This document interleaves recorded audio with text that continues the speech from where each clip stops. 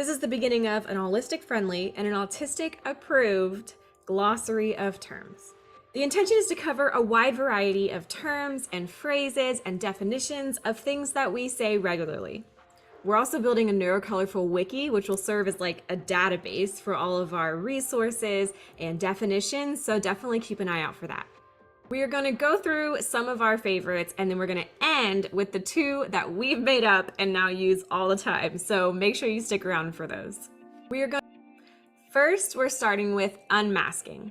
Unmasking is essentially the journey that you go on to further embrace and dive into your autistic identity. I talk a lot about unmasking, and one thing that I want to touch on really quickly here, and I promise I won't go into a rant, is that unmasking is a tool that you can choose to use as you want. Masking is a tool that you can choose to use as you want. Neither of these are required, and you don't have to feel shame for doing either one. Next, we have Autistic Burnout. I did a whole video on this one, so be sure to check that out. I'll put the link below. It's essentially extreme cognitive and physical burnout. This happens when there is a consistent and prolonged overload. It often can occur when we spend more time practicing neurotypicality than we do existing in our autistic identity. It encompasses your entire life, and autistic burnout is challenging to recover from. So be sure to learn what you can about it, learn the ways to avoid it, and if you're looking to build an autistic burnout plan, we can do that together. Next, we have Autistic Inertia. It's essentially the challenge of stopping, starting, and switching tasks. The ability to mentally shift gears back and forth between these types of things is challenging. Some autistic people do it better than other autistic people, because if you've met one autistic person, you've met one autistic person. It's like once you start going, you want to keep on that path because you need that inertia built up. Next, let's talk meltdowns and shutdowns. These are both behavioral responses. Often they're coming from feelings of overwhelm, exhaustion, anger, grief, and just general sensory overload. The difference is meltdowns are external, so they're experienced outwardly, whereas shutdowns are internal, they're experienced inwardly. Next, we have code switching. This is putting on different social and linguistic presentations depending on the situation that you're in. And it's interesting when compared to masking, and we'll do a video on that later. Code switching versus masking. What's the difference? Next, we have interoception. This is an internal sensory system where we recognize the physical and emotional things that are happening in our body. These can be consciously or unconsciously noticed and recognized and responded to.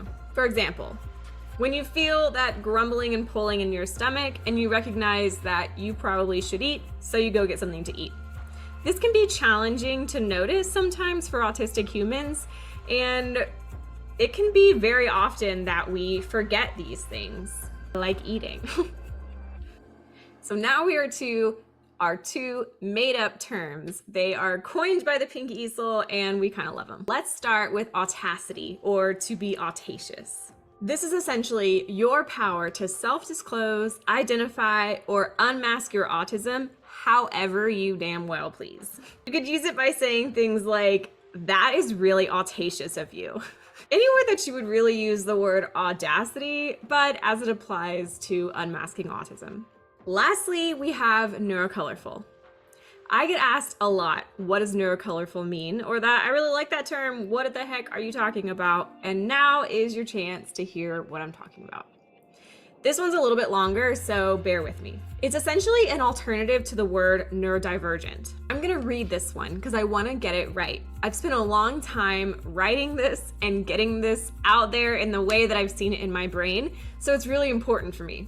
This is an alternative to the word neurodivergent, specifically highlighting the diverse and vibrant variations within the realm of different neurotypes, such as autism, ADHD, and others. Neurocolorful acknowledges that autism, ADHD, and similar neurotypes are not conditions that require a cure. Rather, they are inherent neurological differences that contribute to the diverse tapestry of human cognition and functioning.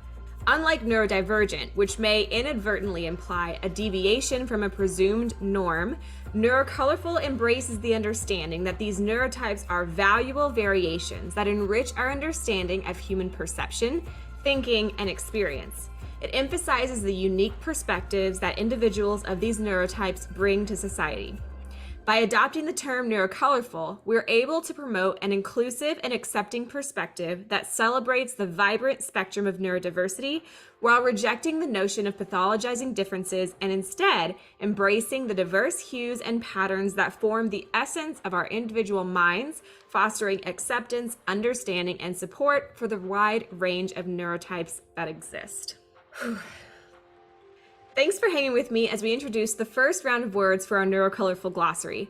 What I would love to hear from you is, what words should we expand on? What words would you love to hear in our Neurocolorful Glossary? What words should be added? Or what words do you use that we should all use, like neurocolorful or autasity? I'd love to hear it. Comment below, and maybe we'll get to put them in our next Neurocolorful Glossary edition. If you're not in our Discord server yet, that is definitely the place to meet your new Neurocolorful besties so we can learn from each other and build a community. I'll put the link below in case you want to hang out with us there. If that's not your jam, you can hang out with us here too. I will see you guys soon.